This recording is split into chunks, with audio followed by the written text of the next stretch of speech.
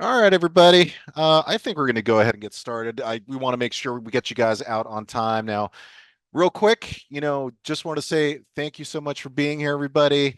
We look forward to having you guys in our region for the fall season of 2024. It's going to be a lot of fun. We got a lot of information to share with you tonight. Real quick, my name, and I'll go through a quick introduction myself. So my name is Jaime Bencia. I am the current regional commissioner of AYSO 1463. I've been involved with AYSO since 2012, volunteer since 2016, so it's been a little while. And I've been involved with the board since 2017. I've been regional commissioner for a few years now. It's been a lot of fun. It's been a nice ride. And it's been a great opportunity to work with fantastic people like yourselves who are volunteering, or maybe not volunteering. That was actually the coaches last night, but fantastic people like yourselves who are getting your kids involved with our awesome program. So hopefully you enjoy some of the material we're going to give you tonight. And by the way, as a heads up to you guys, I'm not going to be the only one speaking tonight. If we're going to be here for a couple hours, so we want to make sure that we provide you guys an introduction to some of our executive members when they kind of talk to you about their own discipline. So heads up on that. So moving forward, just as a heads up, you more than likely got this prompt when we started the meeting or when you entered the meeting. The session is going to be recorded, so please be aware. What we do is we end up saving this video and we end up providing it on the website for anybody who wasn't able to attend. Or if you want to relive the next couple of hours, you absolutely can do so by watching the video later on. So heads up on that. It will be available. These slides, as a heads up to all of you, these slides, along with the video, will be posted more than likely by tomorrow evening, and we'll be sure to send a social media prompt letting you guys know it's ready to go. Real quick, as far as questions are concerned, in order to kind of keep the meeting going, keep the meeting moving, we're going to ask that you use the chat feature, right? So in the chat feature, while we're going on, if you happen to have any questions whatsoever, feel free to post it on that chat feature. We have several board members, and you more than likely see them here with the blue backgrounds that are going to be available to help you out and answer questions. Now, keep in mind, feel free to ask away, but note that a lot of your questions will more than likely be answered as we move along. But feel free to kind of send those questions in the chat feature. All right, perfect. Let's keep moving.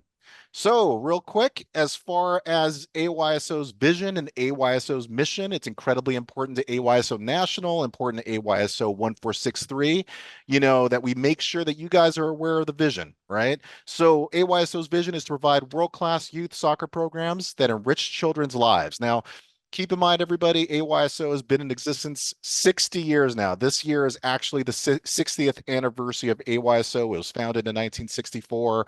And ever since 1964, they absolutely wanted to make sure that this soccer program is something that would help the children have fun, develop soccer, develop their soccer skills, builds friendships, and kind of enriches children's lives, like it says in the spreadsheet or in the document.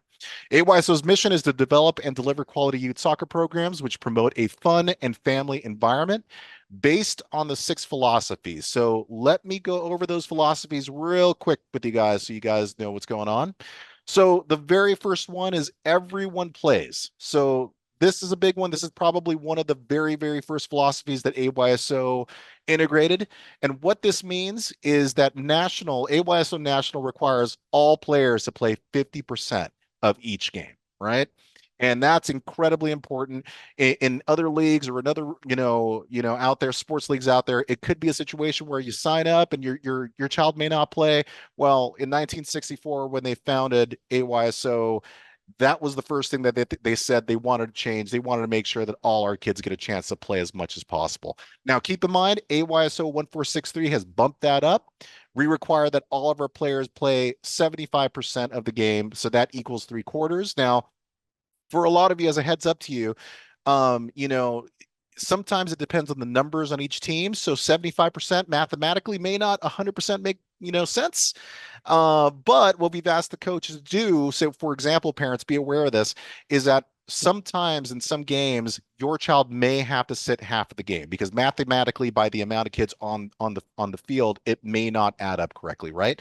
But what we've asked the coaches to do is keep track of anybody who sat down 50% and make sure that all the kids take turns along the way. So be aware of that, parents. If for whatever reason your child is not playing 75% of the game a majority of the time during the season, please let us know. Please let the board know, and we will make sure to kind of handle that for you. Okay. Next up is balanced teams. Incredibly important as well. We make sure at AYSO 1463 that we hold what's called in-person player evaluations for many of our divisions, right? And that's one way that we use to balance our teams properly, right? And we want to make sure that these teams are balanced mostly because we don't ever want it to be a situation where one team is completely dominating the other. That's not a whole lot of fun, right? And then on the flip side, the team that's actually if they're dominating, that's not a whole lot of fun for them as well, right? So we have in-person evaluations. We take scores from coaches from previous seasons, and we get a bit more information, and we kind of put that in our system, and we try to balance things out, right? So incredibly important, and that's something we take very, very seriously every year.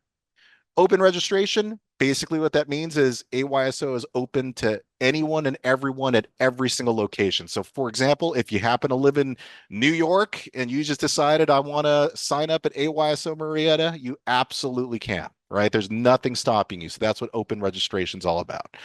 Positive coaching, that somewhat goes without saying, but coaches are required to be, positive. They're required to use constructive criticism. They're required to kind of be um, the guides for a lot of our players, right? They are meant to be a good example. They are the first, line of attack as far as understanding what it means to be a positive influence on our kids. So that's positive coaching. Good sportsmanship. That is for absolutely everyone. That includes players, that includes coaches, board members, volunteers, parents, everybody, right? It's insanely important that all of us, adhere to good sportsmanship and look out for one another. Okay.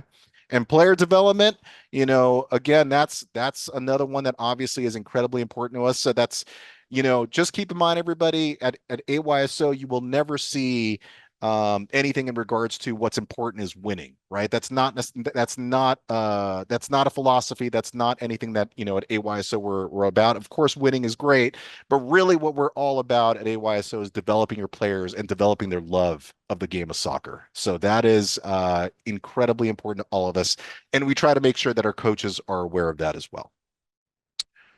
Moving on. So a couple of other notes. Section 1. So AYSO 1463, we are a part of a bigger whole. Okay. So we are a part of what's called Area 1R. And within Area 1R, we have various different regions. So you can see on the slide, there's Corona, there's Riverside, Moreno Valley, Jurupa, Paris, Menifee, ourselves at Marietta, and French Valley. All of us are part of this one area. We work together. Myself as a regional commissioner, I am constantly in meetings with regional commissioners of all of these different regions, and we get together to kind of shape the direction of our region, of our area itself. Now, for some of the lower divisions, this may not be as important. For example, 12U and below, you're not going to necessarily be seeing any of these other regions. But if you're part of 14U, the 14U division and up, you will absolutely be, taking part in playing games in a lot of these different regions. So you will actually get to experience what it's like to play at regions like the ones you're seeing on the slide. Next up, support the Kid Zone. So Kid Zone is a very, very important aspect of AYSO. They want to make sure that we all at AYSO understand that the kids are paramount. They are number one. We got to take care of them, and we got to make sure that they have a fun, incredible, incredible experience, right? That is the absolute most important thing. So going down the bullet points real fast. So again, kids are number one, 1,000,000%. It's all about fun. Again, not winning, right? Fun is everything at AY. So what we really, really want to do, everybody, is we need to develop the kids' love for the sport of soccer. Okay. Fans only cheer, only the coaches should coach. Parents, and all of it, not just parents, all of us, no yelling in anger, no swearing, of course, no alcohol, tobacco, or other controlled substance at the field, no weapons. Please leave no trash behind. This is one of the things that, at least in the last couple seasons, we've been seeing a little bit more of. Please do us a big favor, everybody, and clean up after yourselves. I know this sounds pretty obvious, and I'm sure a majority of you do, but there have been times where our volunteers or our board members will be there really late. Keep in mind, everybody, as a heads up to you, a lot of our volunteers and a lot of our board members, like myself, for example, we are there from about 6:30, 7 o'clock in the morning, all the way to 5, 6 o'clock on a Saturday. That is an insane amount of time. And by the time this, the day's done, we're all pretty exhausted. So as much help as we can get from the parents, in regards to all this, it would go a long way to helping support our region and support our board members. Again, setting proper example of good sportsmanship, incredibly important. Celebrate the player, win or lose, also incredibly important. As a parent, that's a really important role for you as well. And respecting the volunteer referees, that's going to be a big one. I'm not going to talk too much about that because we have some referee slides we're going to go over, but incredibly important as well for all of us to follow. All right, next up, I am going to go ahead and introduce Carlos Torres, this gentleman, and he's going to do an introduction to himself. But this gentleman, if you don't know who he is, I'm sure a majority of you do, but if you don't, this gentleman does an insane amount at AYSO 1463. We actually call him the governor, we call him the mayor, because he is so involved with this region and he's so involved with getting to know each and every one of you. He's awesome. So Carlos is going to talk to you a little bit about volunteering at AYSO 1463. Take it away, Carlos. You'll need to make him a co-host. Oh, now I have to look for him. Uh-oh. And that's going to be a little problematic. All right. You know what? I'm going to stop share real quick, guys, because unfortunately I cannot see everybody. There we go. All right. I'm making Carlos co-host now. There we go. Carlos, are you in? Yeah, I'm in. Hey, thank you, Jaime. Awesome. How you guys doing? Like Jaime said, I'm Carlos Torres. I'm the volunteer coordinator. I'm also the competitive play coordinator, and I also coach an extra team. But Jaime did say a lot of beautiful things about me. Thank you so much, Jaime. But right back at you. Jaime is our regional commissioner. He has been with the region for quite some years, a long time actually, and he does an amazing job. So he's always behind the scenes. You'll probably see me all the time because I am the volunteer coordinator, but Jaime really is a man, the beast behind the whole organization. So when you see him, if you get an opportunity to say thank you, he volunteers so much time. He goes to meetings, weekly meetings. Sometimes it sounds like with AYSO and stuff. So he sacrifices a lot of his time so that we can have fun and our kids can have fun playing the game of soccer. So kudos to Jaime. Make sure that we always say thank you to him. Anyways, Your bonus is in the mail, Carlos. Thanks, sir. anyways. All right, moving on. So I'm going to talk about. Go ahead and hit the slide for me real quick, please. So volunteer. So like Jaime said, everyone in AYSO is a volunteer. I know sometimes people think that we're paid positions, which I guess we can appreciate because you think we're actually paid positions, right? We're being forced to do it or whatever. We're making money, but we're not. It's a nonprofit. AYSO is designed so that everyone volunteers, right? Everyone participates and everyone participates in their kids' activities and their kids' sports. So what is a volunteer? It can be anything, right? It can be a coach, obviously, a referee. You can be part of the board, become a registrar, a fundraiser, a coordinator, a field manager. All sorts of positions are available. Anything and everything that can make our region run better and more efficiently, we're open to it and we welcome it. Of course, the very first thing we need is coaches and assistant coaches and referees, but there's other positions behind the scenes that are just as crucial that help the region move along, right? So why do we need volunteers? Well, again, because AYSO is a 100% volunteer organization. Without you guys as parents and everyone that volunteers in AYSO, we would not be able to run the organization the way we want to. Now, I think we do an amazing job here in Marietta. Hopefully, you guys do as well. There are other leagues and industries. I've been part of it, right? I've coached and been involved in many sports, but this by far, our organization, again, under Jaime's leadership, yeah, I think does a magnificent and amazing job, right? Because we all work towards making our region and our league so much better. So we need you guys because us as board members, we could try to do everything, but it's impossible to do everything, right? This year alone, I think we've grown, even though we probably shouldn't have. We're probably right around over 700 players, right? That's a lot for a small league. But we did it because there were so many kids, and to this day, there's a lot of kids on the wait list, right? So Anyways, we need more volunteers. The power of our volunteers is what makes our region run. So we need your energy and your time, right? So we absolutely need your help. Again, who can be a volunteer? Anyone. Anyone can be a volunteer. There are certain roles that you do have to be 18 and older, but there are some roles for our minors 12 and above. But yeah, anyone can be a volunteer, a mom, dad, sister, grandma, grandpa, anyone who just wants to come and help, right? So in our current AYSO board that we have in our region, we have people that don't even have kids in our region, right? They're just doing it to help the community, help the region, and because they love soccer, right? So anyone can do it. Go ahead. So again, these are positions. You see some pictures here, people having fun and stuff like that. I'm telling you, it's a lot of fun. Yeah, and like Jaime said, we are there all day, right? We don't expect everybody to be there all day, but if everybody helps a little, it makes things so much easier, right? So obviously, the first front line of volunteers we need are coaches, assistant coaches, referees, assistant for referees or ARs, youth referees, and then epic buddies. Next slide. But we also need board members. There's a picture of us. You can see us. There's a lot of us are still here. And that picture, I think that was last year's picture.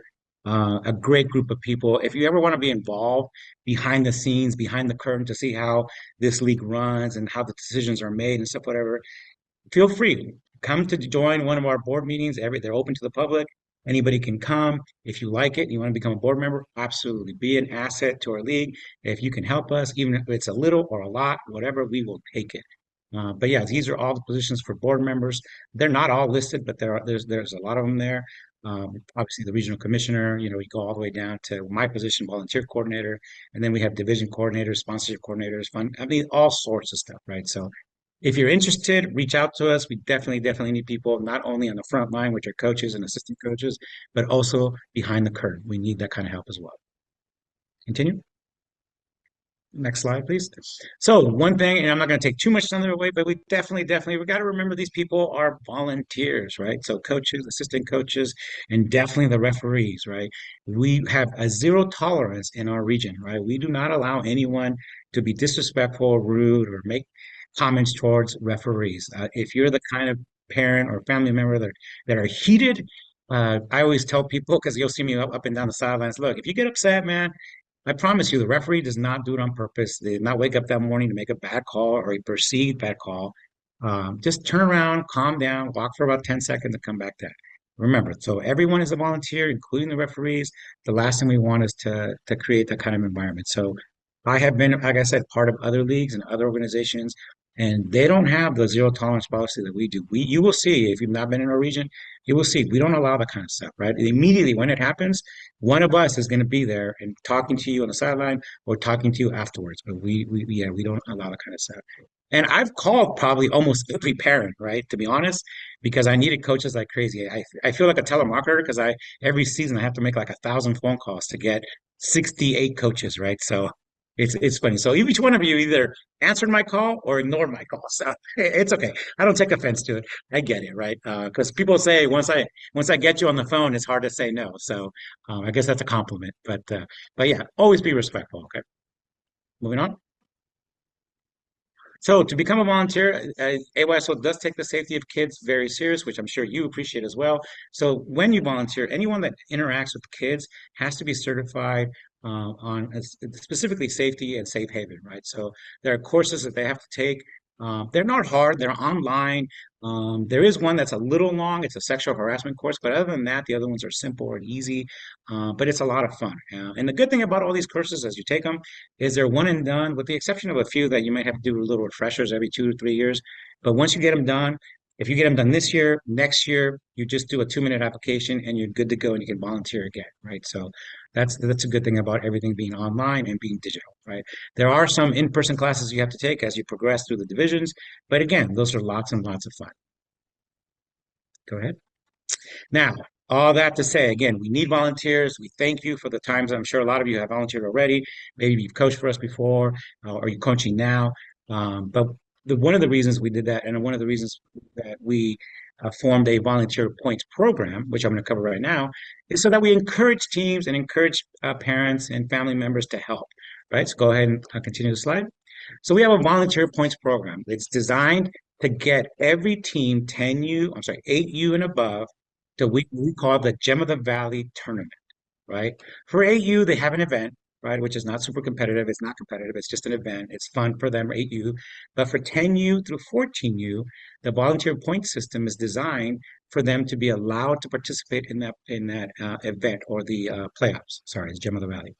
So each team has to hit a certain number of points per category. And this involves the parents, of course, the coaches, assistant coaches, but it involves the entire team, right? You can win every game, and if you don't have enough volunteer points per category, unfortunately, you will not be invited into the playoffs, right? If you could lose every game, and as long as you hit your volunteer points, you're invited into the playoffs, right? Very rarely does a team not hit the volunteer points because I, myself, and the other board members will not let that happen. We will talk to parents, we will talk to the teams, we will talk to the coaches to make sure that you guys are on track on hitting your points. And it's not super hard. They're super easy, right? So the categories are tent duty, field lining, taking pictures during the games, coaches being certified, which the coaches have to do, refereeing. The team does have to provide referees because, every one of our games has referees, but you can't ref your own game, so you have to provide referees for other games, right? But we will coach you on becoming a referee. We'll train you. We will mentor you. We will be by your side. So you should never, ever be afraid of being a referee. And remember, there's a zero tolerance, so nobody is ever allowed to talk back or be disrespectful towards referee. But anyway, so referee certifications for coaches, setting up goals, and then becoming a certified team parent. All teams must hit a certain amount of points in order to qualify for the Gem of the Valley Cup. Now, 16U to 19U team, they don't have a Gem of the Valley because they go to area playoffs. But in order for them to be able to participate in the playoffs, they also must hit their volunteer points or they're not allowed to go. So those are that in a nutshell is a volunteer program. Go ahead and hit the next slide. It'll explain a little bit. So this is what I've talked about. So these are the volunteer points. Each team has a different amount of points that are required. As you get older, the more points that you're needed, but most everything is the same. First of all, the head coach has to be certified. The head coach has to be certified as a referee, and that's just to make sure they understand the rules and the guidelines of the division. Of course, referee points per division are required. Miscellaneous points. And miscellaneous points can be a number of things. Can't 3 points, super easy to do, 4 points. Sportsmanship points, we don't allow this again, going back to the zero tolerance thing. The referees will assess the game in the way the parents, the sidelines, and the coaches were towards the referees. They're rated from 1 to 5, 5 being the best and 1 being the lowest. So if a parent is going off on the sideline, the coach will get a warning. Coach, please control that parent. They're, obviously going off on us or saying things towards us. And if they don't listen, then the team will lose points, sportsmanship points. You can only lose 4 points for the entire year. 4 points for the entire year. And if the team loses more than 4 points for the year, they're no longer invited to the Gem of the Valley event, right? So again, we take a zero tolerance approach when it comes to people being disrespectful towards our volunteers and our volunteer referees. And then picture points, taking pictures of your game. You're there on the sidelines, super easy. Take action shots, and then you send them to me via email, and then you get your points for your game. And it has to be done every game. And then last is player evaluations. We ask the coaches at the end of the season or 2 weeks before the season ends to evaluate the players so that we have ratings on the players for the following season and we balance them out with the player evals that we do in person. And we try to make it work so that we balance the teams as much as possible. So we make every effort to make it fun and enjoyable for everyone involved. Go ahead and hit the slide. I think that was it. So again, volunteer, volunteer, volunteer, help your coach. I know a lot of you couldn't be coaches. I spoke to a lot of you people. If you can't be a coach, totally get it, right? But please, the people that did step up to be coach or coach your team or be an assistant coach on your team, help them. Help your team get your volunteer points done. Ask your coach, hey, what do we need help on? What can we do so that we make it to the playoffs? That's my information. You'll always see me on the field anyways, but that's my information. You can always feel free to call me, email me, and I will always answer you. That's it. Thank you, guys. Perfect. Thank you, Carlos. And real quick, parents, you might have seen, that previous slide and maybe it looked like a lot, and we're going to share some more information. It's going to kind of look like a lot. The truth of the matter is it really, really isn't. Like Carlos was mentioning, if you end up working with a lot of your other parents to get these volunteer points done, you'll be fine and you'll just do it no problem. It's just a matter of everybody kind of sharing some of the workload, right? And if you do, it won't be a problem at all. And we'll probably go into this in a little bit more in depth, but you want to be a part of the Gem of the Valley Cup, right? For those of you who've been with us for years, you guys know it's a lot of fun. It's a 2-day tournament. And for those of you who haven't been with us, we try to make it a little bit like a party, a little atmosphere where we have vendors and we just have a good time. So absolutely positively do everything you can to get your volunteer points going. Perfect. Thank you again, Carlos. Much appreciated. Moving on, we are going to talk about refereeing at AYSO 1463. Mauro Guevara, who is a referee administrator, I do not believe was able to make it quite yet. He might be getting here in a little bit. However, we're going to go ahead and have a amazing young gentleman by the name of Steve Diethelm, who joined us at AYSO 1463 a few years ago. And this man, when he popped on the scene, just became a mentor, a guide for all of us. He's been involved in AYSO for a long, long time, not just in our region, but in many other regions as well. And we're very, very lucky to have him. So, Steve, feel free to take it away, sir. All right. Thank you, everyone. And Jaime, thanks for the kind words. Just a little bit about me. I started in with AYSO in 2006 with my youngest daughter playing in U7 soccer. She played through to U14, played a little in high school and played lacrosse. And in November, she's getting married. So I've been at this a while, but I'm still here because I really believe in what AYSO does for our kids and our community. And that's why I continue to support the organization, because I believe in it so strongly. So just a little bit about the referee program. For any of the parents out there who have taken any referee or any AYSO training, there's 3 components that AYSO talks about on the AYSO team. And it's the coaches, the referees, and the parents. All 3 of us need to work together to make sure that the kids have a positive experience playing the game. And without one of those 3 sides of the triangle being there, the game will just not happen. So we just want to remind everyone we're in this together. We're working together to make this a positive experience for our kids. All right, the role of the referee. So the first and foremost thing that we're here to do is to manage the game, enforce the laws of the game, to make sure that the game is safe, fair, and fun for everyone. That not just not just the players, but also the coaches and the parents. That you have a good time out on the sidelines, and for the referees too. I find it's the best spot to watch a soccer game is out on the field. It's like your own individual sky camp. It's just really a really cool experience to have.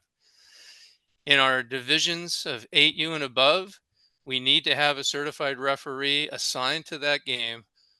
If that doesn't happen, the game cannot be played. So it is vitally important that we have a large enough pool of referees available to be able to cover each game that we have. And as we've noted before, we're all volunteers.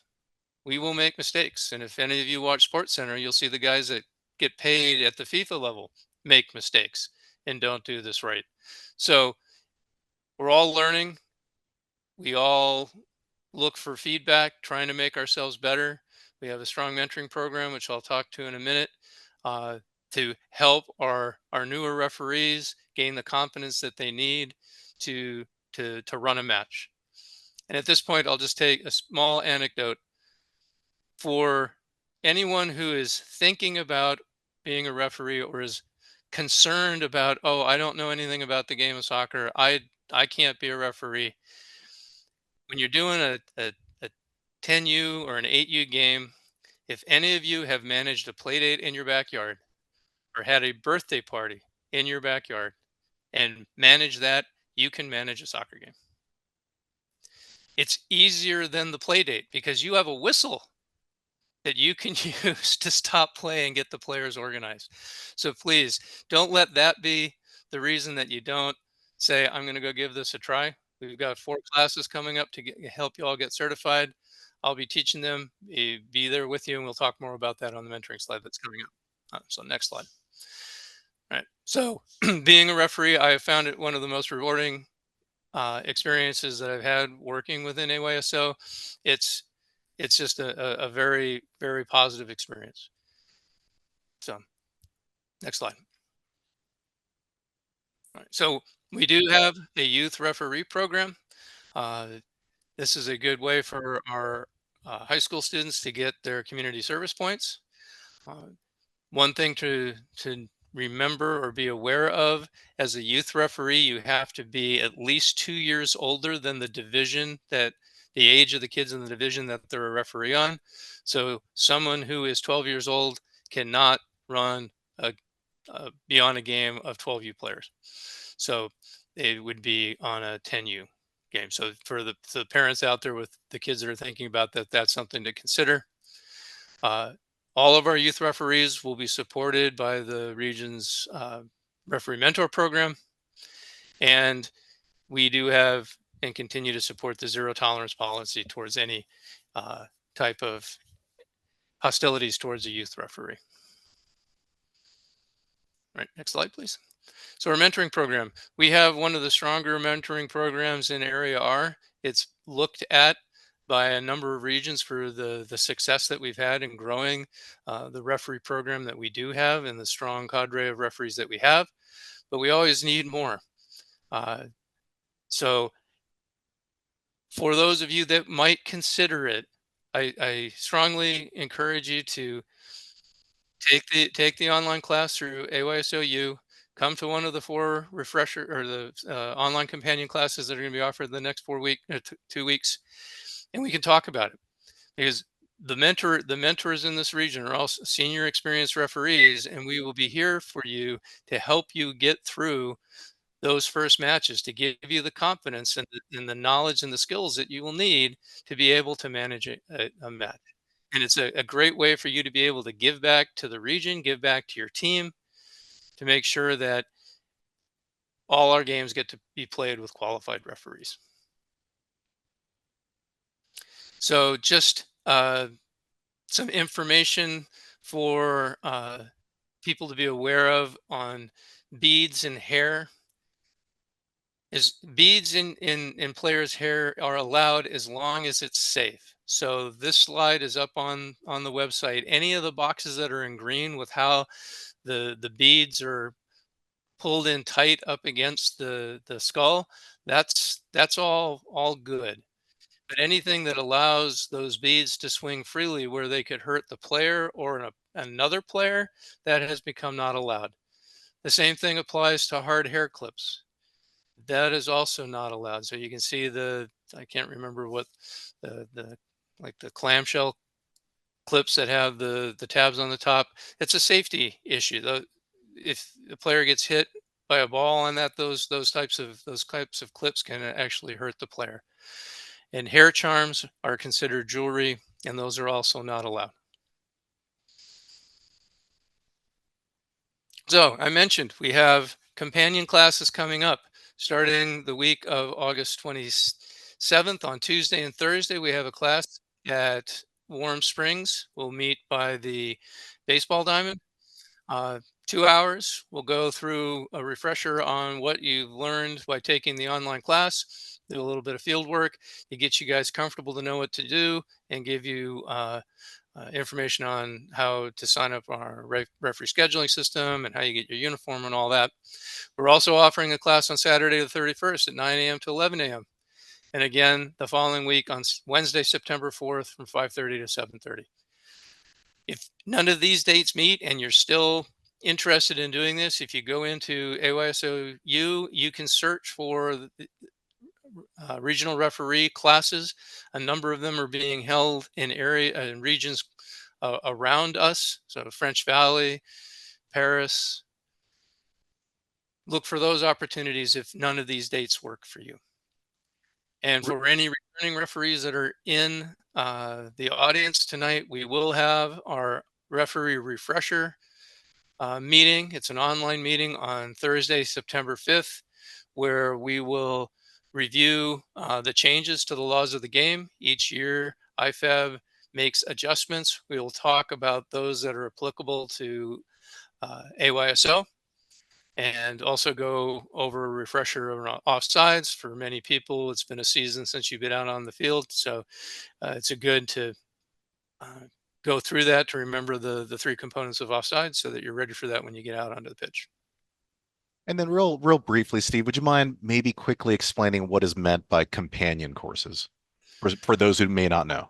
Oh, so the companion course is designed to allow students to take the bulk of the training online through AYSOU. So you go through a series of modules that take you, slides that take you through uh, different aspects of being a referee, how to start a game, how to stop a game, what to do in case of injury, a little bit about fouls and misconducts that prepare you to take an exam. And so there'll be an exam at the end of that class where you need to get a 75% to pass the test. And with that test being passed, you can come to this companion course where we discuss what you learned on the test to confirm that knowledge, help reinforce it, answer any questions that you may have about that, and then talk about mechanics, referee mechanics on hand signals, and as an AR, as assistant referee, what your flag signals should be, and also go through some offside scenarios to help people visualize what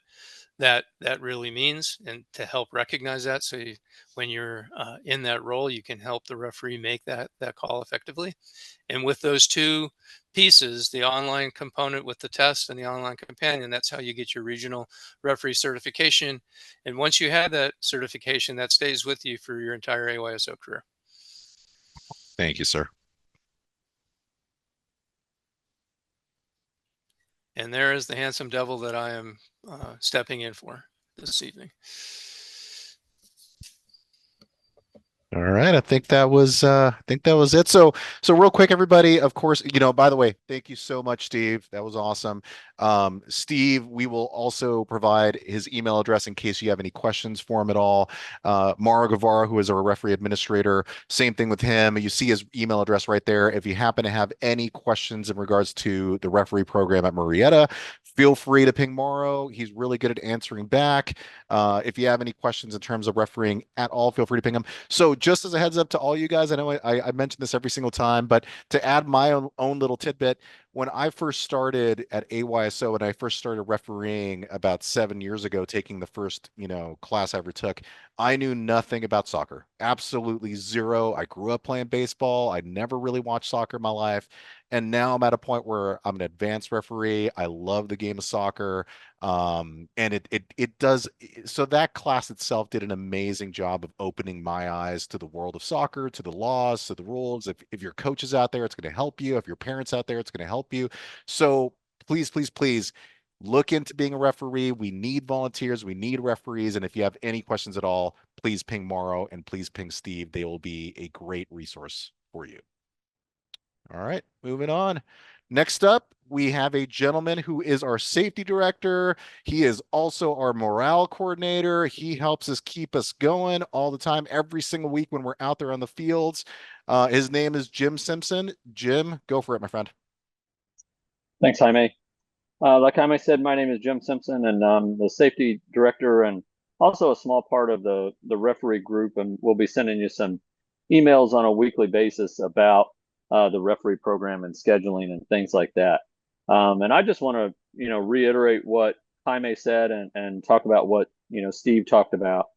I was, poked and prodded by our wonderful volunteer coordinator, Carlos Torres, and to not necessarily becoming a referee. I did that when my older son was in the program, but like certainly becoming a better referee and being a lot more on that journey. And I'm just, just like Jaime, I was a high school runner and basketball player and baseball player and never knew anything about soccer and did not watch the sport or anything like that until my kids became involved. And really, through that, prodding by Carlos to become more involved, like I really have enjoyed that experience completely. And, it's been one of the most rewarding parts of being an AYSO as I've become more confident and become part of the referee program. And like Steve said, it really is not that difficult. It's much more intimidating than it seems. And there's no better perspective to watch the games than to be right out onto the field with them. And you see those players make some amazing plays and things that, you see the joy on their faces in a really up close and personal manner. So it's a really cool thing to be able to do. But I'll get back to safety and we'll move on from there. AYSO, we do not cancel games or practices due to just rain. However, the city of Murrieta sometimes does close our fields because of that rain. If you think about it, with all the kids, we have over 700 kids in the region, with all of them out there, plus some visiting teams and things like that, all wearing cleats. Whenever the field is very soggy, the ground can get really chewed up and do a lot to the turf. Our field coordinator, Omar, does an amazing job keeping our fields in great shape. But it's almost a little bit of a blessing that Marietta cares so much about our fields that they kind of force us to close when we want to play, and we don't have to work with the fields that we've gone to other places that the fields are just in really terrible places whenever you get into the upper divisions. I didn't say this in the beginning. I've been in this league for 13 years and been volunteering for about 10 of those, and been on the board for probably about the last 6 to 8 as well. So a long history in the league here. However, with the rain, a lot of times there will come thunder and lightning. If we do have thunder and lightning in the area, play stopped immediately so everyone can leave the field and make it to a safe place. That's typically your car. Play cannot resume until 30 minutes after all the thunder and lightning have stopped. We use some web applications to be able to monitor for that in the area. And whenever we know that lightning strike has occurred, that's whenever we will take the safety steps to make sure that nobody gets injured. As far as heat policies, we use the same, basically the same module or the same application that the schools use for determining whether there can be outdoor recesses and things like that. So if the day is deemed too hot, we give extra water breaks. We haven't had to ever cancel a game because of heat, but that's something that could occur. We have had to cancel games and practices due to air quality from fires and things like that. So those are the types of things that sometimes can come up by living in Southern California, where it can get pretty hot and dry. Make sure always that you're bringing your child with lots of water, even really at all practices. Dehydration and things like that can occur even whenever it doesn't seem that hot outside to us normally. If a patient is, or if a child is starting an illness that you may not be aware of, that they're not showing signs of yet, they can become dehydrated a lot quicker and things like that. So lots of water to all practices. We don't have, we have some in coolers and things like that, but we don't have, large amounts of water to be able to supply that to all the teams and players throughout the region. If we do have to cancel games and other dates become available, we'll notify you through your coaches, through the social media and email, all the normal channels that we use. Some other safety notes to keep in mind: non-registered youth, such as siblings that maybe aren't playing on a team in the league, any non-registered volunteers cannot participate in practices or games. And siblings cannot help during practices unless they're, registered. And even then, we have to be careful about what we allow them to do. Under no circumstances should adults or, other children be playing in the scrimmages and games. This includes playing games with other adults or minors, including coaches. So even if those adults are registered, they should still not be playing with the younger children and things like that during the game. Club linesmen, this would be a rare situation because Steve and Morrow have done such a great job of with our referee program. A club linesman is used whenever an assistant referee is not available. So one of the sideline referees, maybe someone is ill and we don't have additional coverage or something like that, and we ask a parent to basically take the place of that assistant referee. And even though they're not referee certified, they just basically would be raising their flag whenever they watch the ball go out of bounds. One thing to keep in mind, if you volunteer for that role, that's not covered under our insurance umbrella. So keep that in mind whenever you're making that decision if we have that situation pop up. We wouldn't expect that to. We haven't had to use a club linesman in our league for several years, but there could be a scenario when something like that does happen. If you're a parent of a child that is in a 10U division or under, you must remain at the fields during all the practices and games. There's no drop-offs and then leaving and returning at the end of practice. So please make sure at 10U and under that a responsible adult or caregiver for your child is there and at the fields at all times during the AYSO sanctioned activities. If you have any concerns for your child, feel free to discuss those with your coaches and or the region. things that your coaches may not, have all the answers for. They normally would come to us and ask those questions for you, but you can also reach out directly to us.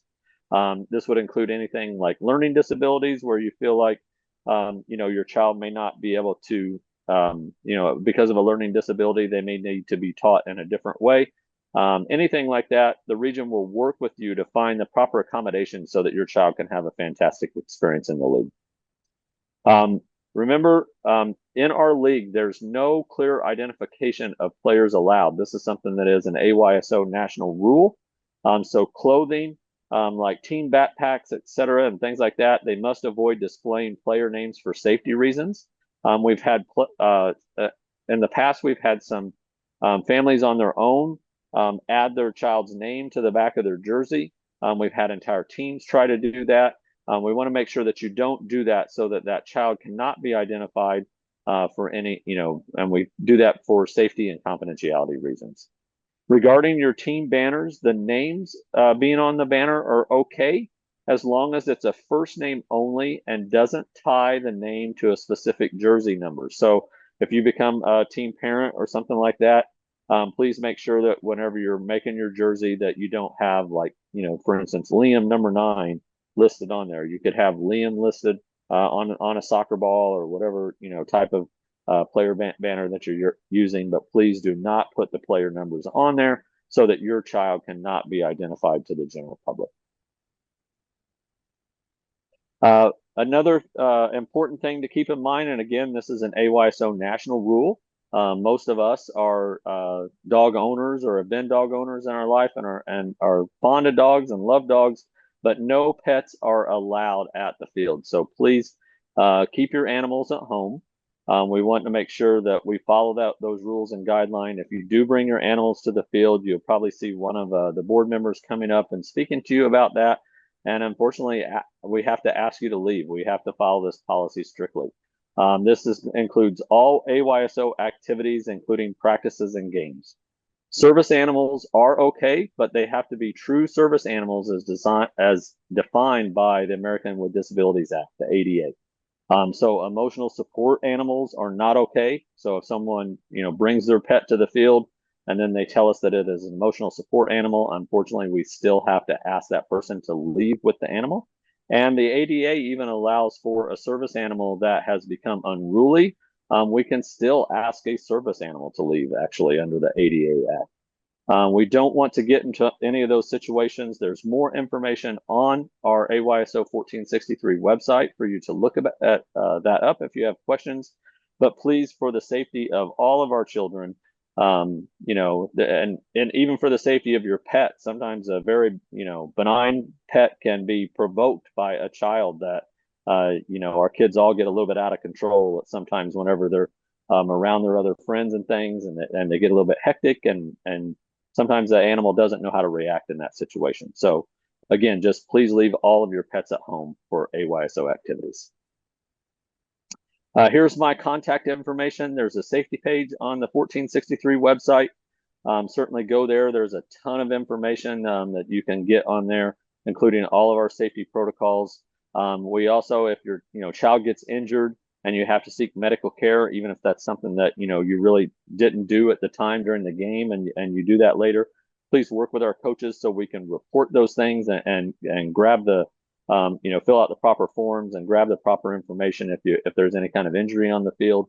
But there's a lot of information for our safety guidelines on there and the resources that we use to be able to keep all of your children safe. So with that, I'll turn it back over to Jaime. Thank you very much.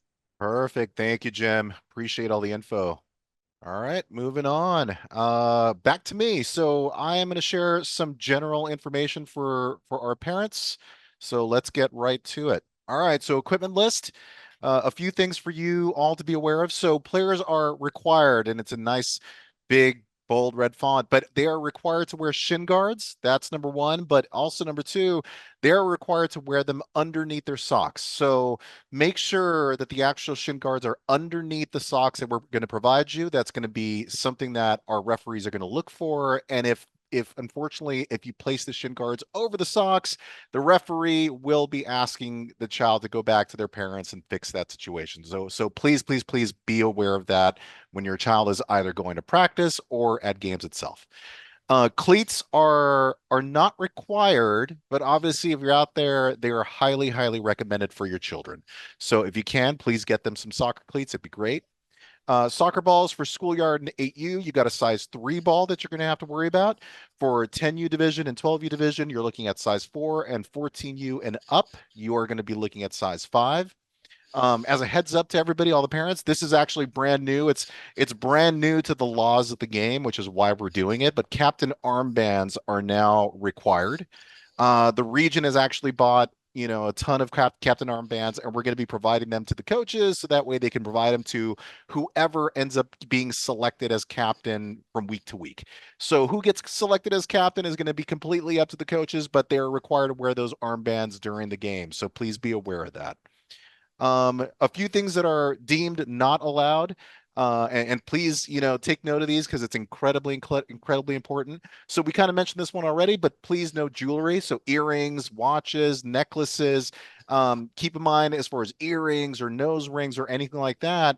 If it's brand new or if it's a situation where you're gonna want to try and tape them up or something along those lines, unfortunately, none of that is allowed. If the referee notices that there's tape over the earrings or the nose rings, they will 100% inform the child that it must be removed before they're allowed to play. So please be aware of that. We know that sometimes maybe your child just got got their ears pierced recently, and maybe it's a situation where you're afraid it's going to close up. We're going to apologize beforehand, but unfortunately, it is a situation where that must come out before they are allowed to play, as it is a safety concern. Medical alert bracelets are the only exception, so those are completely fine in case your child needs to have a medical alert bracelet on them.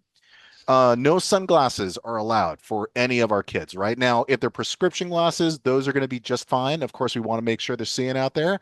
So, but no regular sunglasses are allowed. No casts or splints, even if they're padded. That is not going to be allowed as well. Soft braces are going to be okay. So if, say, for example, your child has like a soft brace on their arm or something along those lines, we're going to check and make sure there are no metal inserts. If there's a metal insert, unfortunately, that could be a safety hazard as well. So we're not going to allow that. But if it's a soft brace and there are no metal inserts, you should be just fine. No hats with hard bills. So, of course, that means baseball hats for the most part and other types of hats. Knit caps are going to be okay for the younger players, especially on cold days. Maybe some beanies, something along those lines on colder days. That's fine. So keep that in mind. And it's in red, but please no noisemakers, parents. This is actually an AYSO national thing. It's not a 1463 rule. It's basically a situation when they don't necessarily want boom boxes or loud noisemakers out there making a lot of noise, because what ends up happening is one team will try to make a lot of noise and then the other team tries to make even more noise, and it just could potentially escalate, right? So no noisemakers at the fields, please. Moving on. Yes. Before we move on, Yes. reminder on shin guards. Shin guards are required at all times, practice and games.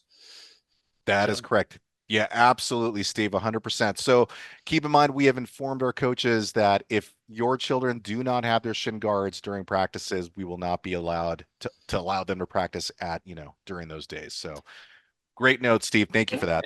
One more thing, sorry to piggyback on that, parents. This is really important too. I have a 16-year girls team right now, and I'm having the hardest time in the world getting them to show up without jewelry on. The jewelry and all these other bullet points apply to practices as well, not just games. So please, parents, help us out as coaches. Players should not be showing up to practices with any of these things. Jewelry is really the big one. No earrings, no nose rings. That's for practices and games. I sense a little frustration, Josh. I hear it. No, I hear my it in voice your is actually voice. just a little hoarse because I was screaming a lot at practice today. But it is a little bit frustrating because all my players and parents know, but they keep showing up with jewelry. And so Yes. do us a favor, help us out, parents. Help the coaches out.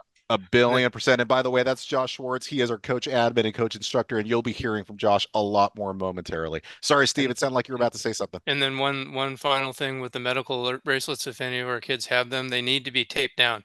They can't be loose, because the safety issues there is a finger can get caught underneath the chain, which could hurt the player that gets caught or the player wearing the bracelet. So it needs to be taped to the wrist with the information visible.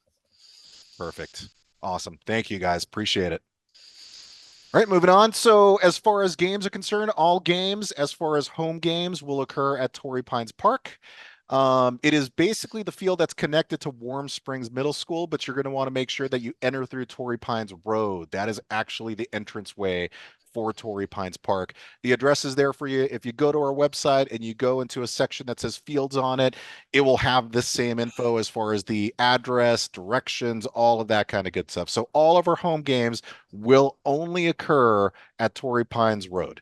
Now, as far as practices, as far as they're concerned, many of our practices will occur at Torrey Pines Park at the same location. However, there's other fields that are available to many of our coaches as well. We have Chavella Middle School, we have Vintage Reserve Park, we have, how do you pronounce that again, Carlos? It's Avaha, right? Avaha. I think I got it. Avaha Elementary School. I have the hardest time pronouncing that. So we have given coaches an FYI that these locations are available for practice. They're all in the Marietta area. They're all in the surrounding area, so they're not very far at all. Your coaches will let you all know where you're going to be practicing sometime in the near future. And as far as coach contact, we're going to get into that a little bit because I'm sure many of you have questions about that. Next up, parking is not available in the first two spots closest to the gate. So if you can kind of see those two pictures in that slide, the one on the right with the cones on them, it basically shows you the two locations that we're talking about, right? It's incredibly important, parents, that you do not park in these spots. We understand that parking sometimes could be a little rough. We get it, but these two spots are specifically reserved for emergency vehicles. Fingers crossed, nothing like that ever happens. In all of my years, it hasn't happened. At least I haven't seen it, but knock on wood. But we want to make sure we keep those clear for emergency vehicles to hop in at any time. It's also needed for vendor use, and it's also needed for board member use. A lot of times our board members will run in and out. We need to get equipment real quick, whatever the case may be, and we need a spot to be able to kind of unload. So those two spots are incredibly important. So make sure you let your family members know not to park in those first two spots. All right, moving on. Spectator seating. So this is going to be important for all of our extra teams. So this is going to be from 12U extra teams and up, and it's going to be for our upper divisions. Parents, if you're a part of 6U, 8U, 10U, 12U, this doesn't necessarily correspond to you, but just to make you guys aware, as far as extra teams and 14U and up, we need to make sure that parents and spectators are only sitting on the area that's the opposite of where the assistant referee is. Okay, this is something that Area 1R has required of us for these games. So we want to make sure that the parents and spectators are always sitting on the opposite end of where the assistant referees are. And if you look at this diagram, we also want to make sure that parents are not standing or sitting or hanging out behind the goals, right? It's incredibly important you're not behind those goals. If referee sees you back there, they will let you know that you have to, walk back or go back to the sidelines. One of the main reasons, obviously, number one, there could be a situation where it could be unsafe. Soccer balls might be hitting that direction. It might hit you, but another aspect of that is that we want to make sure that we don't have parents kind of coaching goalkeepers or coaching situations back there. That's not allowed whatsoever, right? So be aware that there are certain spots that parents and spectators are supposed to be for extra teams and 14U and up. Next up, we talked about this a little bit. We'll talk about it a little bit more. So the Gem of the Valley Cup, we're always incredibly, happy to have this as our end of the year tournament. We try to make it a party. We try to make it a celebration. It's our last, hurrah before the actual end of the season. As Carlos mentioned earlier today, earlier during this meeting, it's all about getting those volunteer points in order to get invited into the Gem of the Valley Cup. As long as you make your volunteer points, you will be a part of this cup. So we kind of mentioned this, but I'll mention it again. 8U is basically going to be one last fun game for 8U, and we're going to have a little treat for the 8U players as well. And that's a little bit, we're gonna keep the secret there for a little while, but it's to be announced at a later date as far as what that treat is. For our 10U and 14U divisions, it's going to be happening. It's a tournament for you guys, so it's going to be taking place on November 16th and November 17th. Day one will feature elimination games. Day two will feature championship games. As a heads up to our 14U girls parents, we still have to discuss this as a board a little bit, but chances are there are only 3 teams in your division, so it's possible that we're going to have a round robin tournament in the Gem of the Valley Cup specifically for you. But again, that is going to be details for that will be announced in the near future. But every team that makes the Gem of the Valley Cup due to volunteer points will take part in this from the 10U, or I'm sorry, from 8U up until 14U. Yeah, fun experience, everybody. Really, really hope you guys, try really hard as parents to kind of help out, get your volunteer points, and be a part of the fun. 146 development pins. So we brought this on maybe a good 5-6 years ago. These are pins that we basically reward our kids at the end of every single week's games. What ends up happening is it's from 6U division and up. Our coaches are on the lookout for a standout child. And that child at the end of the game will be rewarded one of these themes, right? We have the maximum effort for the child that it doesn't matter if they're scoring a lot or not. All that matters is that they're putting everything into it, right? That's maximum effort. Lockdown defender, a lot of times we focus so much on attacking and offense that we kind of sometimes forget and disregard defenders, and that's not okay because defenders are a huge part of a soccer team. I mean, they're just as important as everybody else. So we want to make sure that we celebrate defenders as well. And then team spirit, that's for, the player who has amazing sportsmanship, who obviously is out there working as a team, right? So for the 6U division, parents, if you're part of the 6U division, we've instructed our 6U division coaches that in the 6U division, every one of your kids will receive one of these pins at some point in time. So it's going to be up to the 6U coaches to keep track of who they're giving that pin to every single week. And 6U division players or parents, your child will receive one at some point in time by the end of the season.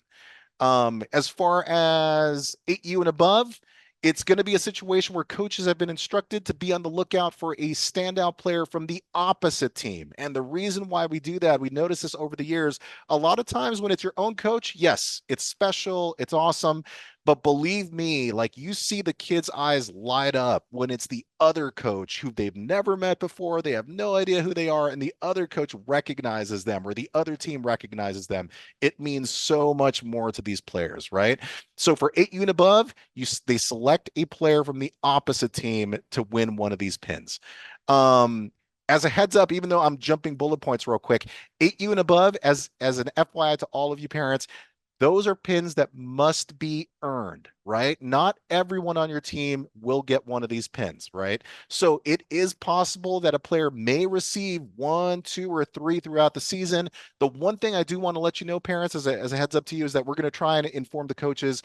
If a player has won it twice, and definitely if they won it 3 times, during the celebration and before it's announced, work with the other coaches, talk to the other coaches and let them know, hey, heads up, this one player has won it a lot. Let's share the wealth a little bit. Let's try and see if we can get someone else involved. So that way we can get more players involved, right? So keep that in mind.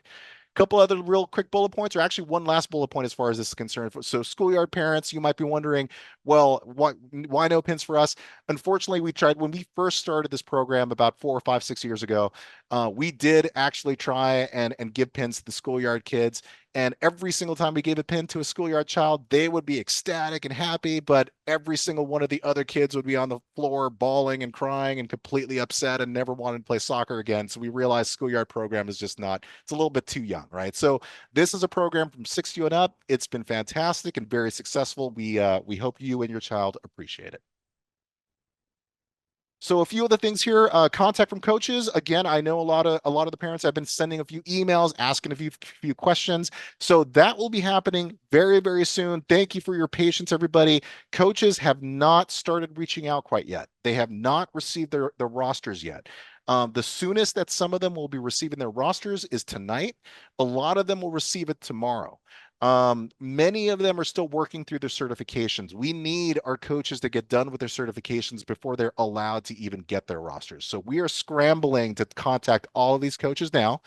And once they finish up, and by the way, they are doing a good job of wrapping all of that up, they should start contacting you tonight. They should start contacting you tomorrow, possibly Friday. To be frank with some of you parents, there may be a few of you that don't even get a chance to contact you before the meet and greet on Saturday. So the good news there is you have the meet and greet on Saturday, August 17th. And if you don't hear from your coaches, that will be an amazing opportunity to then meet your coaches, your player to meet their coaches for the very first time. I would recommend that if you do not hear from your coach by end of day Friday, August 16th, let us know, send us an email, and we will do some investigating. But again, player and coach meet and greet will be a great opportunity. And by the way, there's a slide specifically about that, so I'll get into that in more detail. So coach contact happening very soon. Practices start date, that is going to begin as soon as Monday, August 19th. Now, that doesn't mean that you are practicing on August 19th. What that basically means is that is the earliest that your coach is allowed to start practicing. So what's going to happen is your coach is going to contact you. They're going to introduce themselves. They're probably going to call you, email you, text you, and they're going to let you know when their practices are going to be, whether it be a Monday, Wednesday, Tuesday, Thursday, Friday, whatever the case may be, and they'll let you know times as well. So it's going to be up to the coaches to communicate that information to you once they first introduce themselves. Uniform distribution. So the uniforms are actually going to get picked up by our coaches at the meet and greet this Saturday. That will not be parents where you pick up your uniforms. So your coaches are being instructed that on your first practices, that's the perfect time for them to provide you uniforms.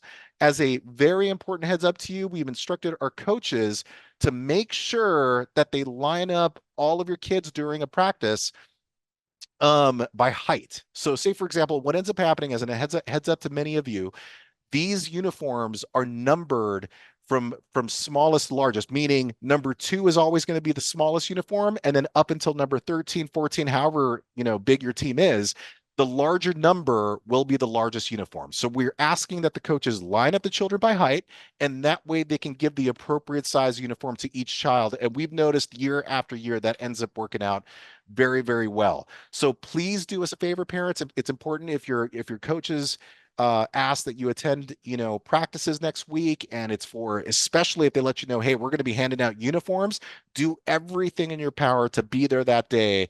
Or else if you're not there that day, there may be a possibility that you might end up with a uniform that might be a little bit too big, too small, so it might be a little problematic. So please, please, please do your best to be at these practices. We would absolutely appreciate it. Picture Day. Picture Day is going to be Saturday, August 24th, which is really not too far away at all. Right now, we do not have a schedule quite yet. Schedules can only be made when the rosters are finalized. So once rosters are finalized in the next couple of days, we send those rosters out to our picture company, and then our picture company takes those rosters and creates the schedules from those rosters. So we are going to try to get you that schedule as soon as possible. Typically, picture day happens from about, let's say, 9 o'clock to about 2 o'clock in the afternoon, somewhere there. And somewhere between those times, you will be asked to join and be a part of Picture Day. Picture Day is going to include every single program, every single division. So you will absolutely have a time available for Picture Day. As an FYI, unfortunately, there will be no makeup day for Picture Day. To be frank with all of you, it is incredibly expensive and incredibly difficult to get the picture company out there. So we have decided it is really, really important for all of you to try to make Picture Day. That will be your one and only opportunity. So please take note of that, parents. So Saturday, August 24th, and we will get you info as soon as we have it available. Game schedule. I know some of you already started asking about this. The game schedule is one of the things that comes almost at the 11th hour, pretty much a few days or maybe a week prior to the beginning of the season. Just so you know, there are so many coaches and so many variables and so many divisions that we have to work with. We have to work with different regions for all the uppers. There's certain volunteers that have several different teams. So there are a lot of factors to putting this game schedule together. It is a tremendous amount of work. And a lot of times we have to wait until things are figured out before we can really get started. So as soon as we have the game schedule ready to go, we will make sure to send that to you, and we will let you know through social media, emails. Your coaches will let you know. We will send that out to you as soon as possible. First game, first weekend. So Epic program. If there are any Epic program parents out there, your first session is going to be Friday, September 6th, and we'll go into detail on the Epic program in a little bit.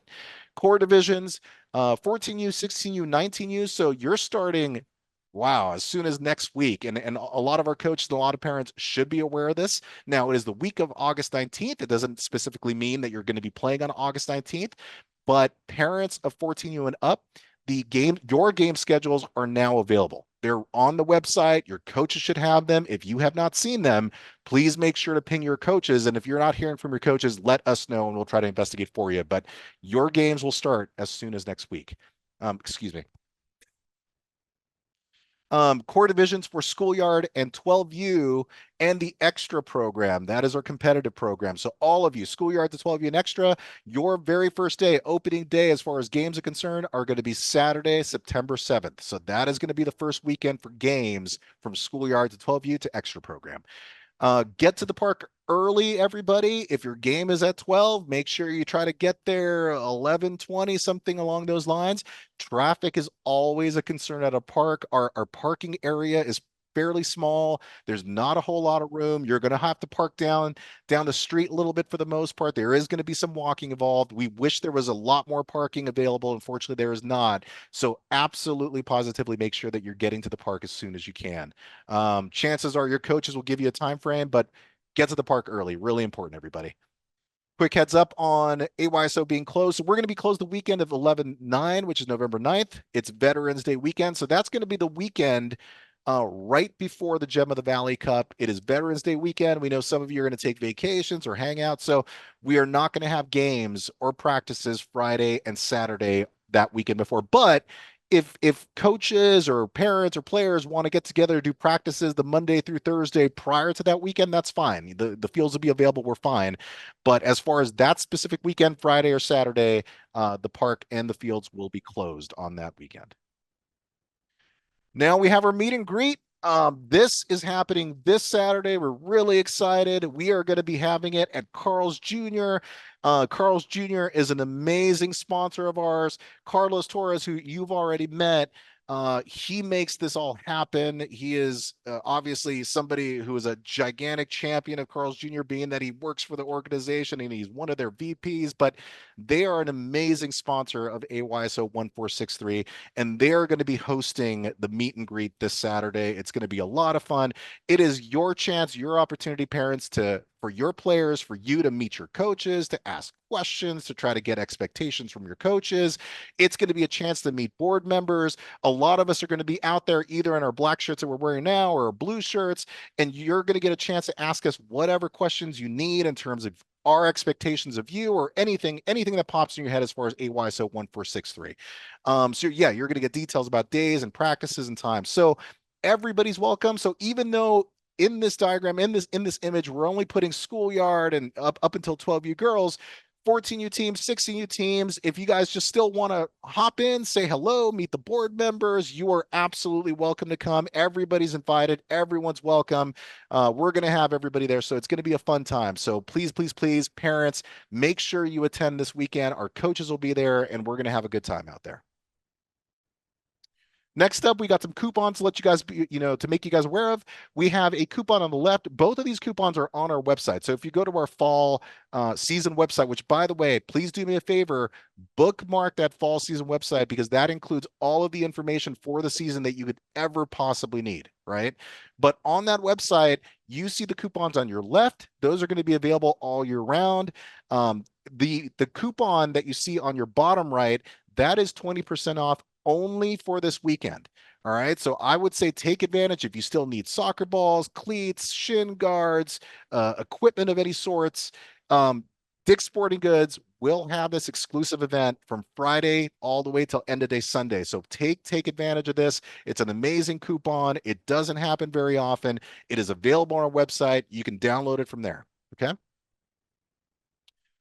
Now this is a fun event that we do every single fall. It only happens in the fall. It's Pinktober. It is for Breast Cancer Awareness Month. All of AYSO basically does this in regards to breast cancer awareness. What we do at AYSO 1463 is we also make sure that we wear as much pink as possible. So parents out there, you can see in some of these pictures, get out the pink socks and headbands and whatever you can think of as far as pink. You're going to see board members, you're going to see referees in pink. We celebrate this. We also treat it as a fundraiser to help out an organization called Michelle's Place, which is a local organization, Cancer Institute, here in Marietta. So we use that to fundraise for them as well. It's going to be happening all throughout October. A week or two prior to October, we're probably going to be out there selling some socks and wristbands and shoelace bands for you guys to help you guys out. But it's a fun event in October. So please, please, please make sure to wear as much pink as possible in October. We will make sure to remind you, but it's a lot of fun, everybody. Sponsorships. If any of you are out there, have a company or have anybody that you know that would like to sponsor AYSO 1463, look, we are a nonprofit organization.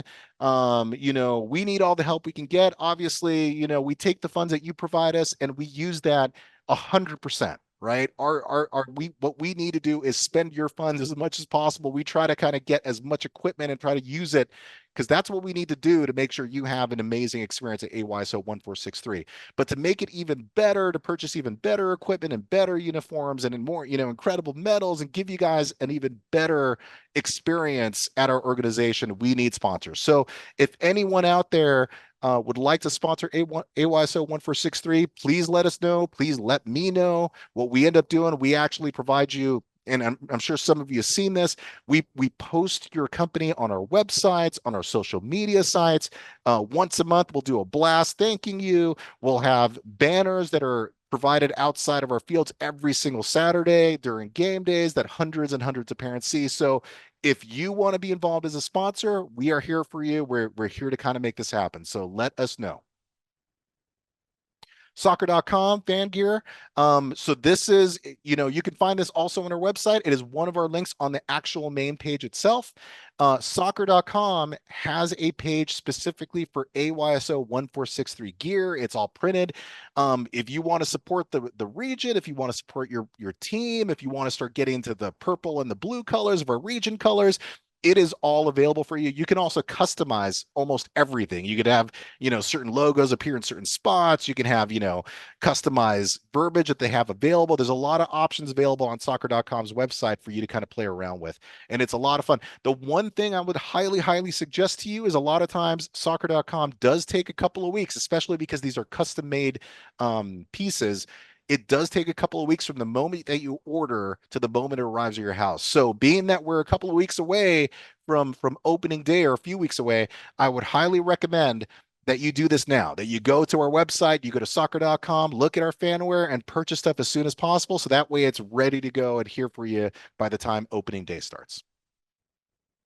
Social media sites, if you haven't already, please, I implore you, everybody, please follow these sites: Instagram, Facebook, YouTube. It'd be great. Not as important, to be honest with you guys. I mean, that's where we post a lot of our videos, but feel free to use that to kind of see a lot of these videos. Like, for example, this video that we're doing right now, it'll be up there tomorrow.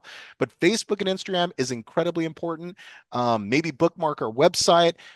We make sure to update all of those sites, and we're sure you've noticed this already. We update it almost every single day with news and notes and info and events and everything you could possibly think of, right? So if you have not followed us on these sites, please do so. It will be your best place to get information on what's coming in the next few weeks and the next few months.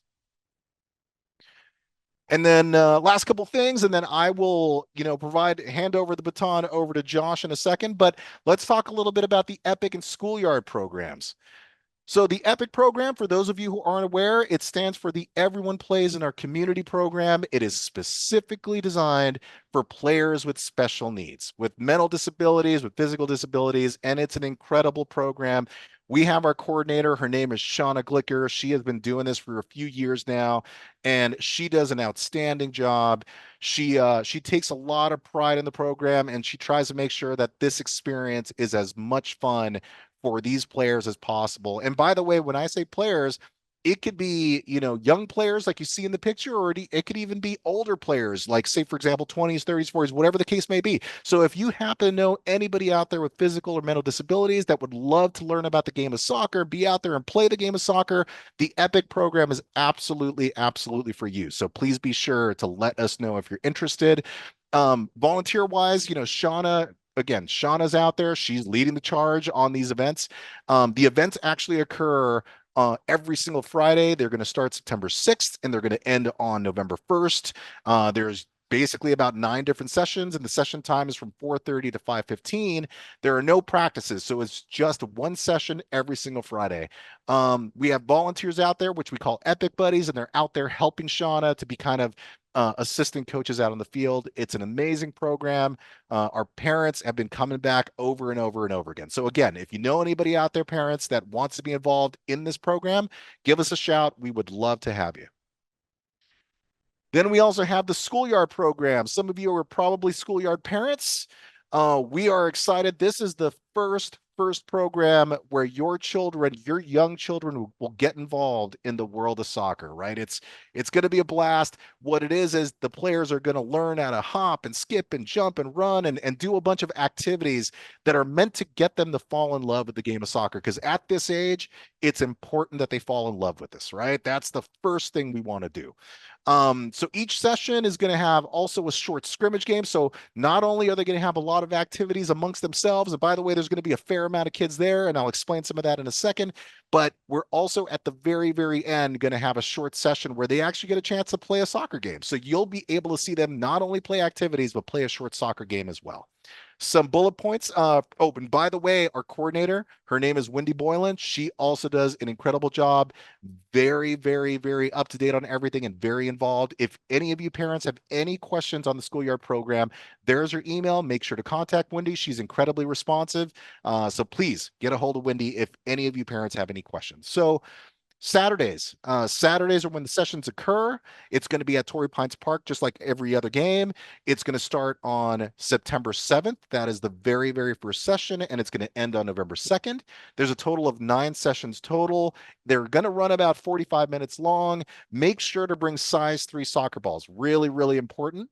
And let me go into First Touch Soccer. So for our schoolyard program, we are incredibly excited to start working with this company called First Touch Soccer. They have been around for a really long time, and as you can see on the slide, they were founded in 2017.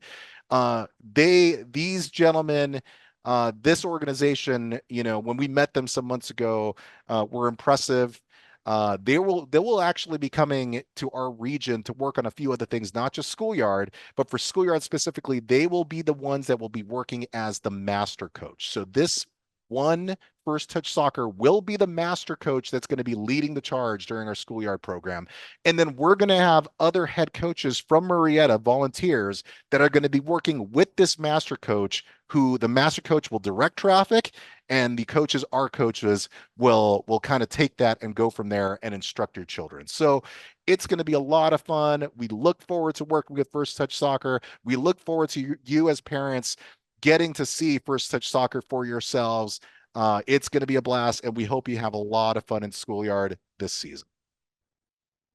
And with that being said, I think I will stop yapping because it's been a while. We will move on to a gentleman by the name of Josh Schwartz. He spoke a little bit earlier. He was that frustrated guy, that jewelry guy, but he has been in our region for a long time, and he will be one of the first to tell you that. But again, he is a gentleman that does an insane amount for our region, an insane amount. He is beloved by everyone.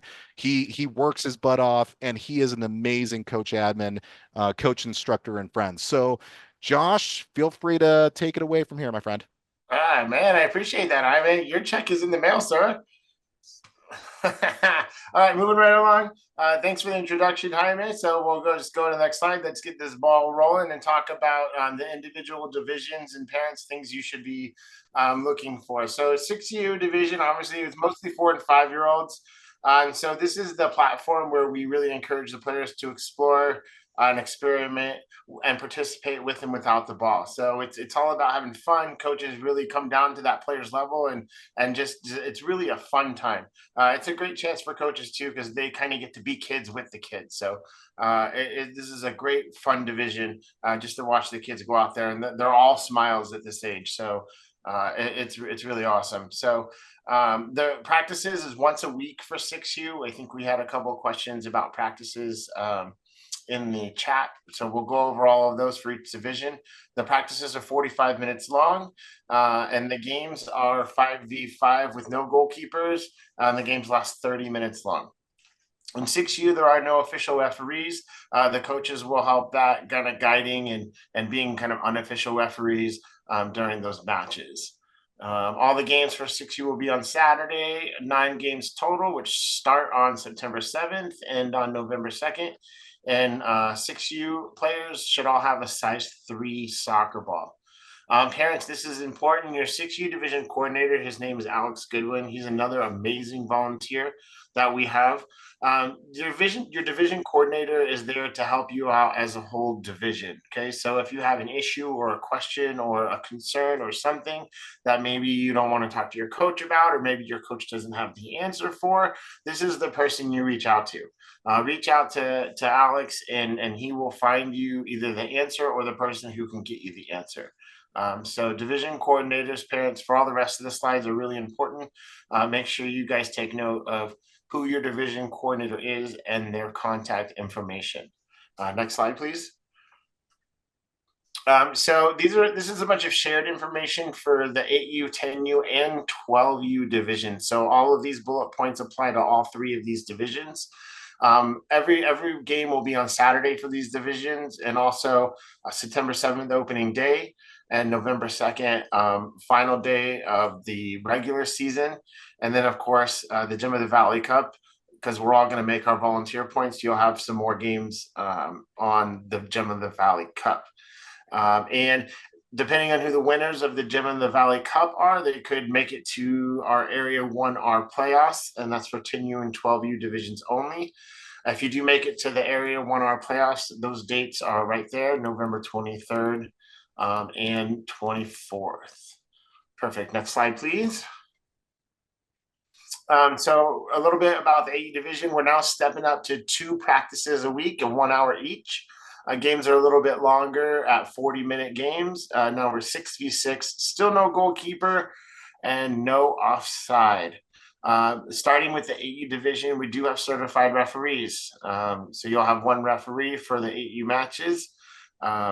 And like the referee team talked about earlier, if anybody needs mentor support, we will be there for you for sure. And a lot of times for 8U matches, this is where you might see some of your youth referees.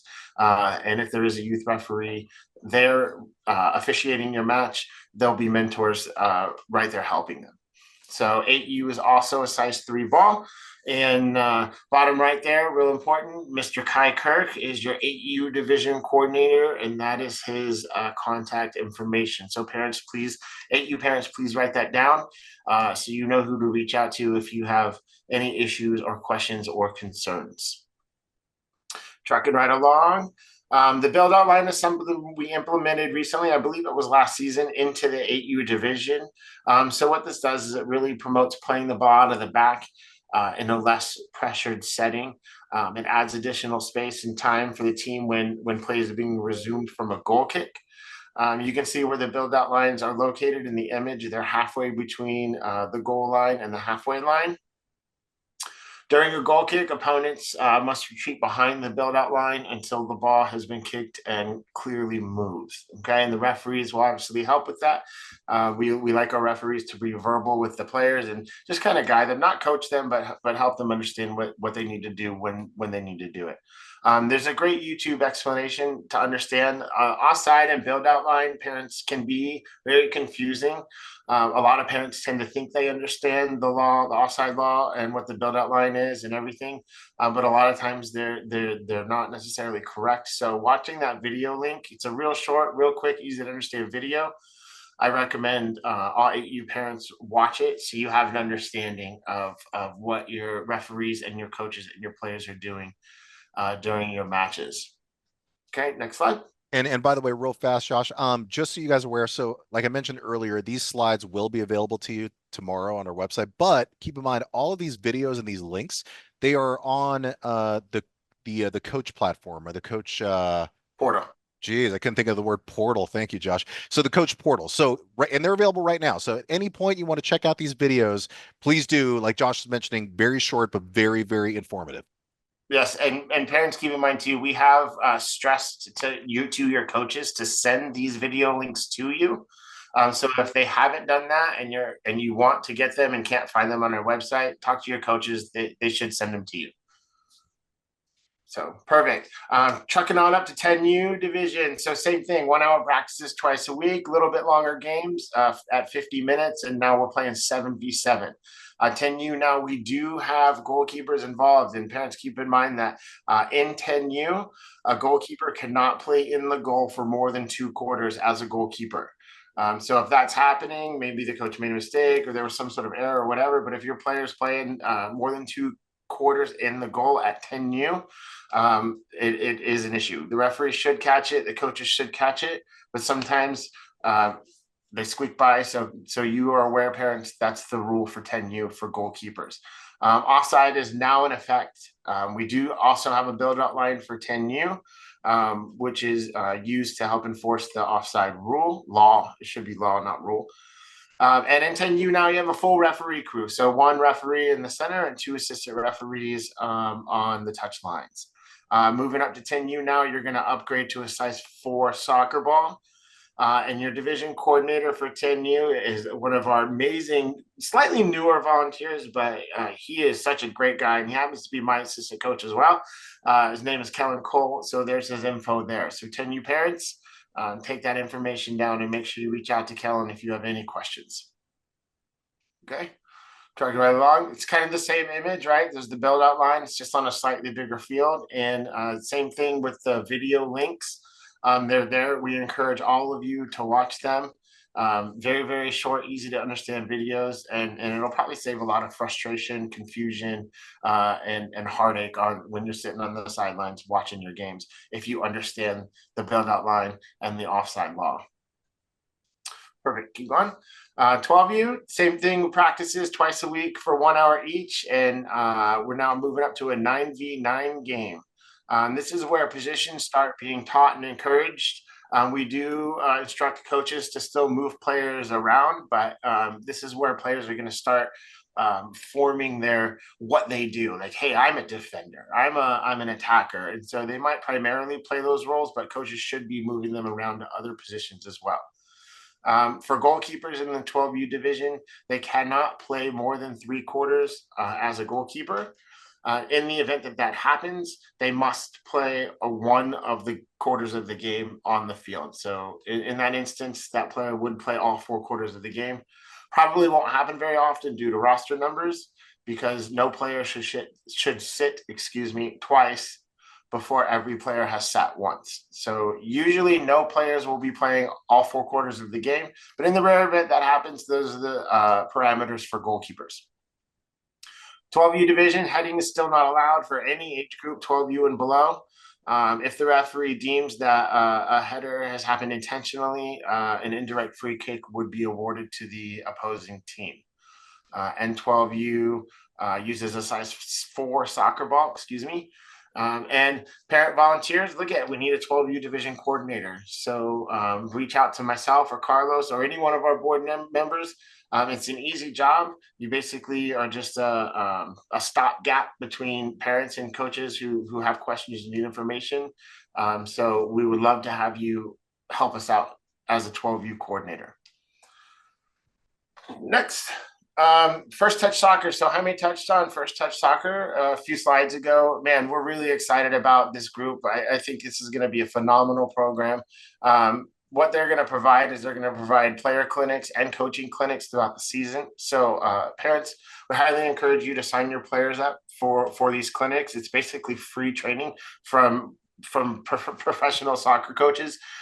So take advantage and sign your players up. So on Tuesdays and Wednesdays, is the coach trainings that will happen, and your coaches will sign your team up for that.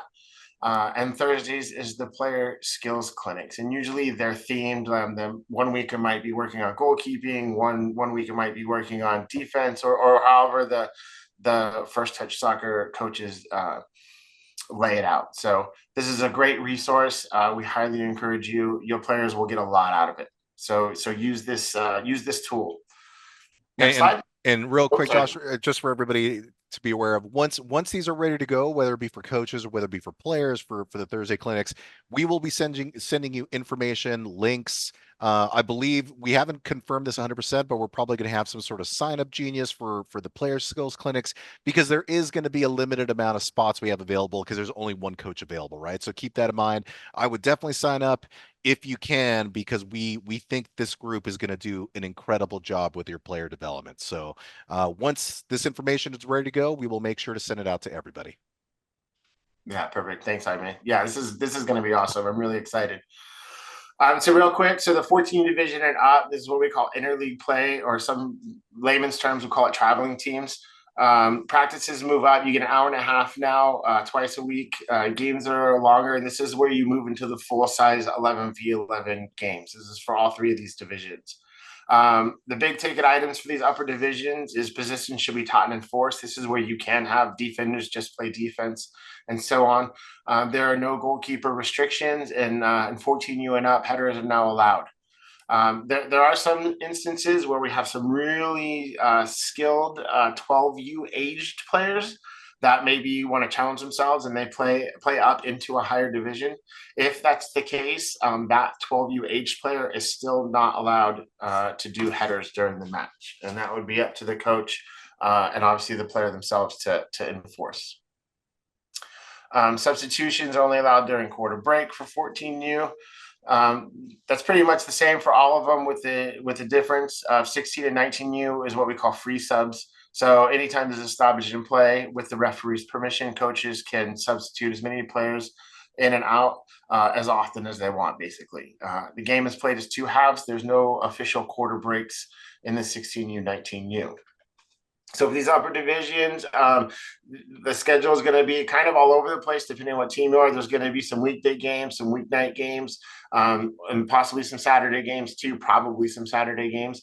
They're going to start, like Jaime said, the week of the 19th, which is next week. And they will end the week of October 26th. Area playoffs for 16U, 19U is November 2nd, and for 14U is going to be the 23rd and 24th of November. For all of these upper divisions, it's a full size 5 soccer ball. And for the travel games or away games, we're going to be playing in various area 1R and 1N locations. And some of the examples are down there below. Most of them are close. A couple of them are not so close, but that's okay. It gives us much more variety in the teams and opponents that we get to play. So real quick, parents, so opening tasks of game day, wherever your game is, if you're the first game on that particular field, this is kind of what we ask for your help with. We do throw this on the coaches as well to ask you to help with this. A lot of the goals and nets are usually set up. We do that on Friday, and hopefully you guys take part in helping us with that. But it's just kind of a last minute safety check before the players take the field and we get started on our games. So we want to review the field for any concerns, go for holes, any kind of safety issue, right, is what we're looking for, and we want to get it addressed before the games start for the day. Closing tasks. So if you're playing the last game on that field, we ask you to put the goals away and the nets, and obviously board members and other volunteers will be there to help you, and pick up all the trash around the field. There we go. Basically, clean up after ourselves. So all of you should be getting invites from the Mojo app, either from your coach or from the app itself. Emails and texts will probably come through saying join the Mojo app or join your team with the Mojo app. This is what we are telling all of our coaches to use as far as a team app this season. This app is amazing.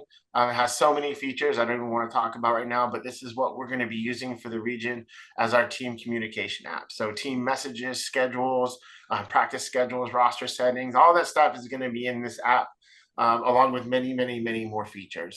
We can still live stream games and all that stuff. And like I said, I don't really want to spend too much time on the features because I could go on for a while. But great app. Be on the lookout for this. Your coaches should ask you to join this app so you can get all the information that your coaches send out.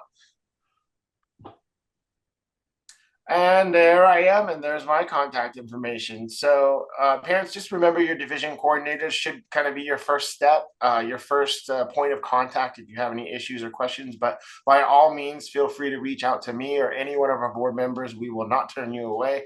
We will help you. We will find your answers, whatever the case. But try and just use the chain of communication. Start with your coaches, then your division coordinators, then you can come to me or our assistant coach admin, Jen. And let's try and go through the process that way. But like I said, reach out to any one of us and we will help you out gladly. Amazing. Awesome. Thank you, Josh. Really, really appreciate it. Great job, my friend. All right, next up, I think this is the last portion, everybody. So, it's incredibly important too. It's the competitive play program. So Carlos is going to talk to you guys a little bit about that. Go for it, Carlos. Hey guys, how you doing? It's me again, Carlos Horace. I'm also the competitive play coordinator. Go ahead and push the slide, please. So for the players that want, or you as parents and families want a more competitive program, we do offer that in our region. The first one is the Spring Select. And just like the name says, it's a spring only program, right? And it's a much more competitive program. It's designed kind of like an all-star team that can be formed, but only in the springtime, right? Spring season. Uh, the team can be built based on only players that played in the fall. So there is some criteria there. So players can only be picked from players that played in the fall. And the coach, before they're approved, has to be going through a interview process or a application process. So not I mean, all coaches can apply, but unfortunately, we only consider coaches that have good standing and they've been good in our region. And of course, it could be obviously promoting and improving the talent of our players and stuff, whatever. So it is kind of like a step towards the club level, not necessarily at club level of performance or whatever, but it is another level of competition, better than or more challenging than the core program, right? The select program, though, again, there's not going to be a tryout or anything for that. That once a coach gets approved, the coach will then have the opportunity to pick players within that division, again, that played in the fall, right? So that's the way that program works. And if you have some more questions about that, it is available on our website, or you can reach out to me so we can discuss it further. Go ahead and go to the next one. So then we do have a secondary program. Go ahead to slide. This one is the extra program. This is our club level type program at an AYSO price. We call it the AYSO extra program. It is a year-long program. Again, this is a program that we take very, very serious. First, a coach must submit an application, and then they go through a committee of application process, and they have to be approved as a coach. Different than the select team, though, or select program, is the fact that once a coach gets approved, the coach then has to wait for the team to be formed. And the way the team is formed is that it's done based on tryouts. It is an open tryout, and anyone, as long as they're in the same division, can come try out. It can be from another region, another league, it could even come from a club or whatever. They can come and try out. There's a panel of evaluators that evaluates the players, and then based on the scores, we will then potentially form that team. And that's the way the team is picked. And then once the team is picked, it's handed over to the coach, and then the coach will then take the team on. Again, this is a very highly competitive program. It is a program for kids that want that next level, above level of soccer, club level. Again, I always say it's a club level program at an AYSO price. There are some differences to club though. For one, the fact is that no one gets paid still, right? So the coach that does the program is volunteering their time, and obviously he's taking it a lot more serious than a core program.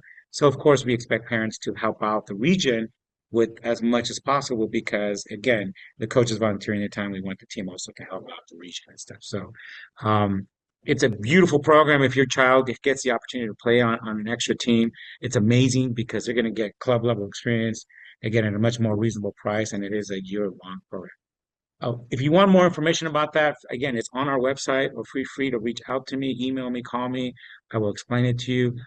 The season four extra has already started. Again, it starts in the fall and it ends in the spring.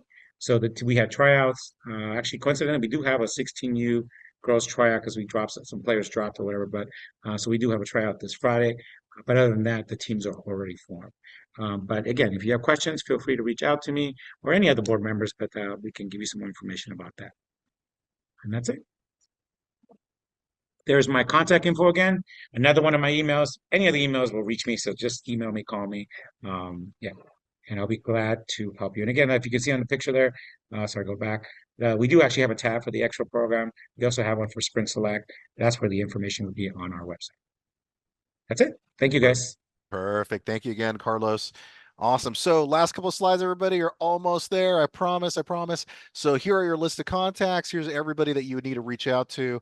Of course, if you have any questions about something specific, whether it be, registration or coach program or Carlos's, competitive play programs, please make sure to reach out to those volunteers specifically. And again, like we kind of mentioned, any one of us is fine, but you can also find these contacts on our website as well. So feel free to do that. And with that being said, that's it.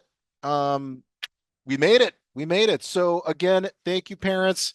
We truly, truly hope you're going to have an awesome experience. Just so you know, even though this is a lot of info, we're still going to provide you much more as we get closer to the beginning of the season. So there's still info to be had. But if you ever have any questions, any needs, anything you need at all, please feel free to reach out to us, and we will always do our best to get back to you and let you know what's going on.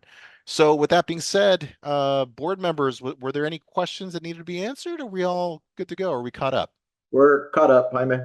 Awesome. All right. Well, real quick before we say goodbye to anybody, does anybody have any other additional questions you want to ask? Feel free to do so now. Nope. All right. Going once, going twice. All right, parents, you are relieved. Thank you so much. And we will see you on the pitch soon. Have a great night, everybody.